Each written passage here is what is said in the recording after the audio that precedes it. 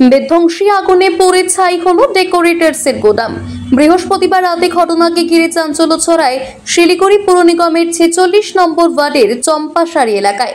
জানা গিয়েছে, সেদিন রাতে এলাকায় থাকা এক ডেকোরেটরের গোদাম থেকে আগুনের ধোঁয়া দেখতে পান স্থানীয়রা। তড়িঘড়ি স্থানীয়রা খবর দেয় দমকলকে। তবে আগুনের তীব্রতা এতটাই ছিল যে মুহূর্তের মধ্যে আগুন গ্রাস করে নেয় গোটা গোদামটাকে। দাউ দাউ করে জ্বলতে থাকে গোটা গোডাউন।